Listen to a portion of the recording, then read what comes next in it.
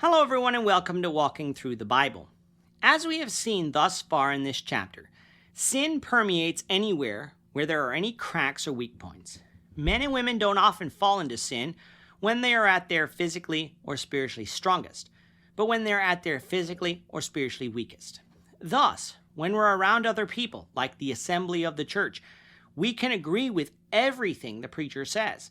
We can wholeheartedly sing songs to God, understanding the gravity and meaning of the words, and then later on in the week, or perhaps even years later, find ourselves engaging in the same sins that we were in the past against.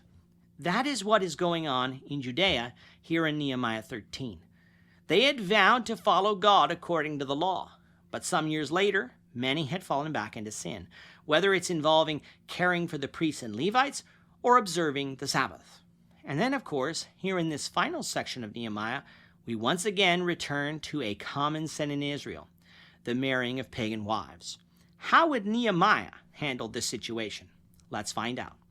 If you have a Bible with you, you can turn to the book of Nehemiah to chapter 13. We're going to be reading from verses 23 to 31. If you don't have a Bible, don't worry. Just follow along with us on the screen. The version that we'll be reading from is the New King James Version. So, Nehemiah chapter 13. Beginning of verse 23.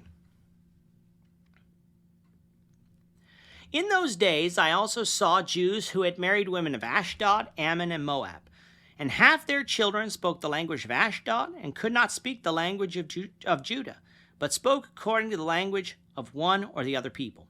So I contended with them and cursed them, struck some of them and pulled out their hair, and made them swear by God, saying, You shall not give your daughters as wives to their sons, nor take their daughters for your sons or yourselves.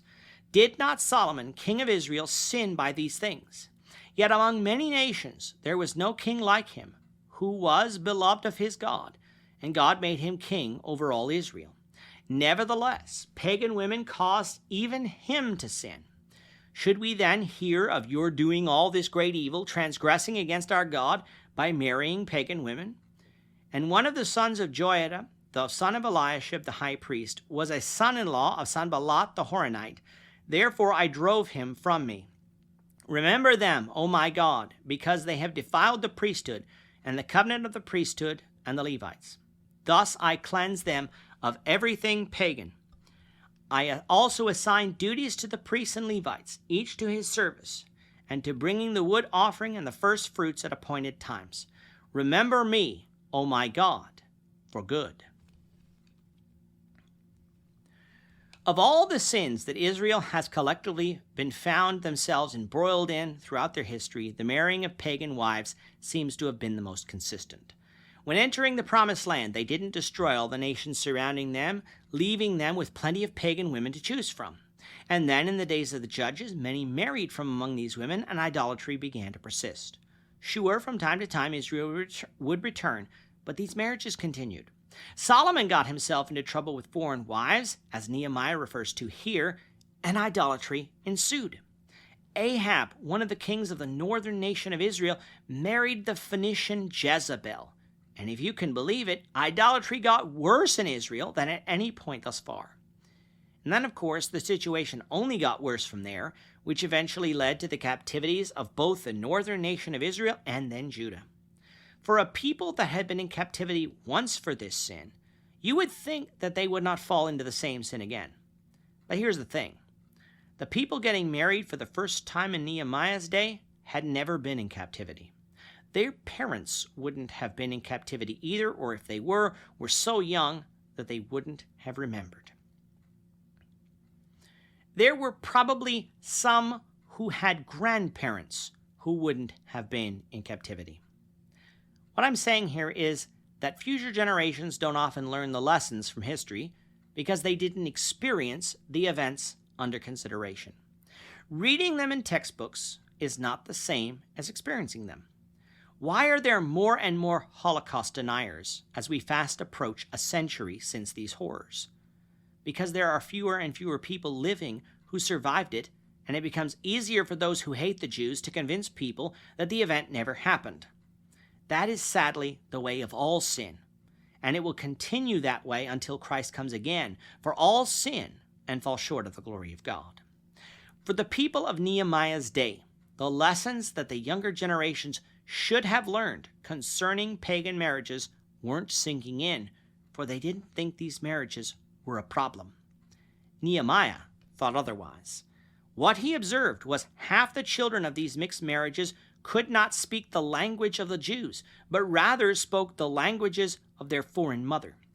Language is often what unites a country or region of a country together. And so, if the Jews eventually lost their language by continuing in these mixed marriages, it would have been very easy for the even more future generations to lose their religious identity as well and take on the religions of these pagan nations too. Now, what Nehemiah did to combat this might seem rather extreme, but as governor, he had the authority to do it, for he contended with the Jews who had married these foreign women, cursed them, striking some of them while pulling out the hair of others, making them swear before God that they wouldn't give their daughters or sons to foreign women in the future, thus cutting off this sin from those future generations. We don't read of Nehemiah forcing divorce here, but just because we don't read of it doesn't mean that it eventually didn't happen. Nehemiah pointed these people back to Solomon, noting that there was no king like him among the nations in terms of wealth, wisdom, or power. He was beloved of God from the time of his birth, and through God's providence took the throne instead of his older brothers. And yet, even that didn't shield Solomon from sin once he married foreign women. If those things couldn't protect Solomon, who do you think you are to think that you wouldn't be taken away into the sin of idolatry by marrying these foreign wives? And if it wasn't bad enough that the people practiced such things, it even permeated into the priesthood, for one of the sons of Joiada, the man who would become high priest after the death of Eliashib, had taken a foreign wife, contrary to the law found in Leviticus 21 verse 7, from among the daughters of Sanballat. Now recall, Sanballat was one of the ringleaders in trying to prevent the wall of Jerusalem from being built. And now the grandson of the high priest was going to marry one of his daughters.